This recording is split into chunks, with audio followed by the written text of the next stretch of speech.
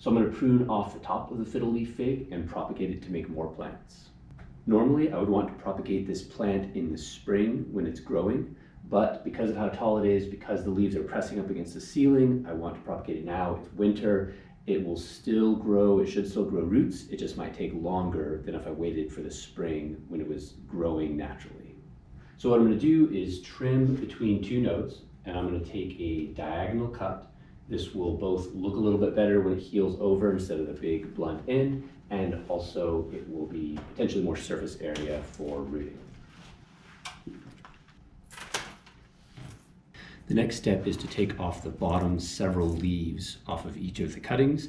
That will be the part we're going to submerge in the water, and that's where the roots will grow from. You can trim off the leaves with the clippers.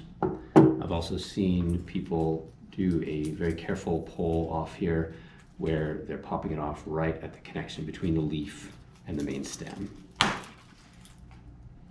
Doing it this way, you'll want to be careful not to damage the main stem, especially if you're pulling off a very thin section. And you don't want too many leaves on each cutting because it won't be able to support all those leaves in the amount of time it takes to grow new roots. And for this larger cutting that I took off the top, I'm actually going to turn this into two separate cuttings. By cutting it in the middle, I'll have 3 leaves on the bottom and 4 leaves on the top cutting.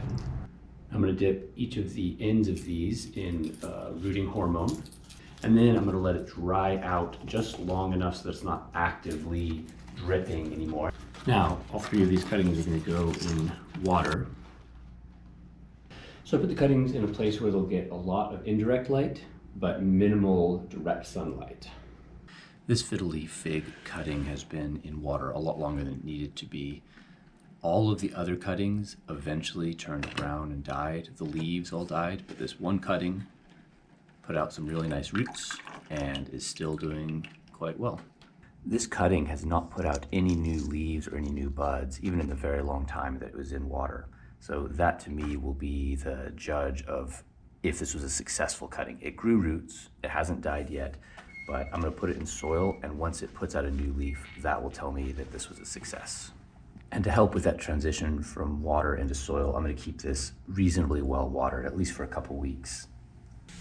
This new leaf is healthy and beautiful, which means that the propagation was a success.